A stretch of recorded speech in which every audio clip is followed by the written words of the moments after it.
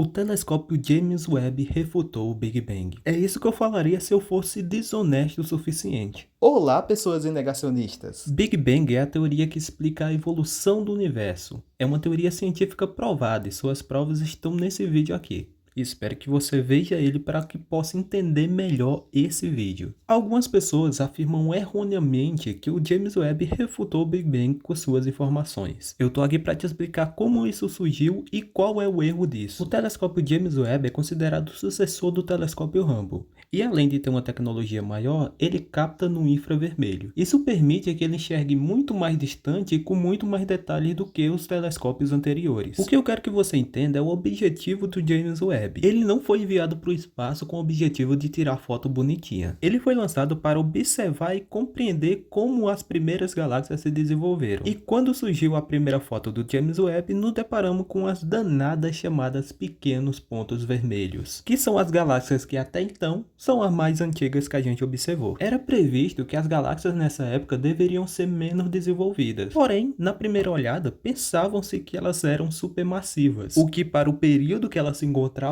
não fazia muito sentido. Então, sem esperar dados mais completos, as pessoas começaram a supor coisas absurdas, como afirmar que o universo não se desenvolveu e sim surgiu pronto, e que aquelas galáxias existiam antes do período previsto pelo Big Bang. Foi então que, no meio dessa confusão toda, uma astrofísica chamada Alison Kirkpatrick fez o seguinte Twitter: "Nesse momento estou acordada às 3 da manhã me perguntando se todo o trabalho que já fiz está errado." E a mídia fez o que faz de melhor: sensacionalismo. Saiu matérias e mais matérias tirando a frase do contexto e dizendo que o Big Bang tinha sido refutado. A cientista, que era um dos principais nomes dos estudos do James Webb, viu o rumo que a frase fora de contexto tinha tomado e deixou claro que a frase não se referia ao Big Bang. Mas o que ela se referia? Bom, agora é hora da física. Primeiro, vou explicar para você algo interessante sobre estrelas. Observe essa imagem. De maneira simplificada, quanto maior são as estrelas, mais energia elas emitem. Em consequência, mais brilhantes elas aparentam. Então imagine uma galáxia igual à nossa, com a mesma massa, porém somente com estrelas supergigantes. Vai ser uma quantidade menor de estrelas, porém estrelas mais brilhantes. Existe na astronomia uma diferença entre brilhante e luminoso, mas você não precisa saber disso agora. Então compreendemos que galáxias podem ter a mesma massa, porém apresentar um brilho maior que o outro. Agora imagine uma galáxia com a mesma massa, porém menor. Menores iguais às observadas pelo James Webb. A mesma massa, porém em um espaço menor.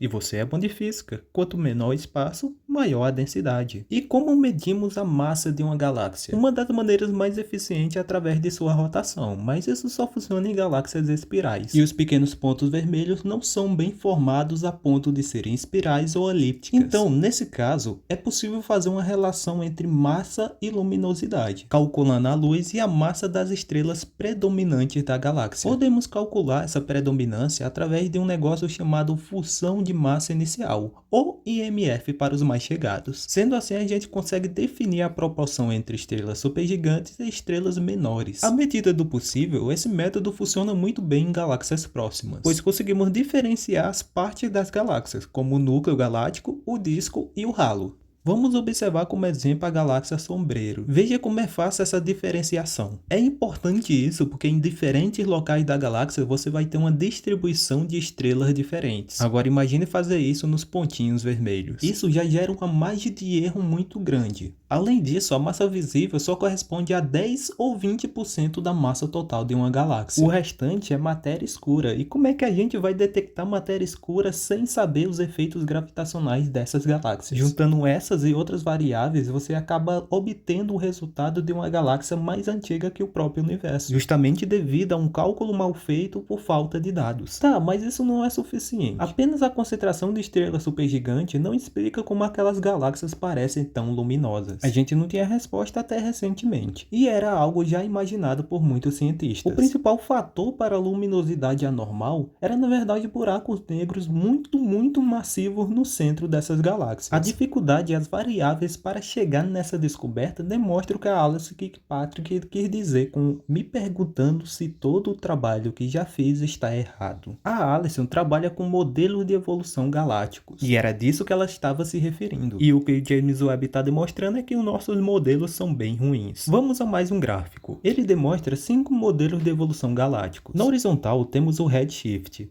E você sabe o que é, já que assistiu meu vídeo sobre o Big Bang. Quanto maior o redshift, mais distante a galáxia está. E na vertical você tem basicamente a densidade da galáxia. Essa linha preta é as galáxias observadas. Veja que até mais ou menos o redshift 5 os modelos concordam. Depois disso, todos erram. Todos menos o FFB, que tem uma margem de erro enorme. Ou seja, não é eficiente. Então esse é o problema que o James Webb busca resolver. O telescópio está demonstrando que os modelos de evolução galácticos não são bem eficientes. Modelos de evolução galácticos, não o Big Bang. Então não caia nesse papinho de sociólogo tentando falar de astrofísica. As limitações do modelo de evolução galácticos não afetam o Big Bang diretamente. E mesmo não sendo eficiente, os modelos demonstram que o universo foi evoluindo lentamente. Todas as galáxias observadas estão dentro dos limites previstos pelo modelo padrão. Lembra da galáxia Sombreiro que usei como exemplo? Veja a comparação da foto do telescópio Hubble. Observe que o núcleo parece apenas algo brilhante. Agora veja a foto do James Webb. Agora é possível notar mais detalhes, assim permitindo que seja observado o aglomerado de estrelas próximo ao buraco negro do centro da galáxia. E é isso que a gente vê no Hubble, uma luz muito forte causada justamente por esse efeito. A Ananda fez um vídeo sobre isso, vai lá ver. As tecnologias são criadas justamente para a gente ter novos dados e colocar esses modelos cada vez mais precisos. E toda essa discussão demonstra como a ciência funciona. Os cientistas sempre tentam encontrar inconsistências do modelo do Big Bang. Isso reforça que eles têm interesse em melhorar a teoria. São críticos até naquilo que eles desenvolvem. E é por isso que a ciência é tão confiável e eficiente. E isso é justamente o contrário que a gente vê com negacionistas. Eles não fazem um debate dentro da academia. Eles não fazem trabalho, não fazem modelo, não trazem novas informações. Apenas usam achismos, falácias lógicas e distorções. A ciência faz a pergunta e tenta respondê-la. E eu espero que você tenha encontrado as respostas para suas dúvidas nesse vídeo. Obrigado e tchau, pessoas negacionistas.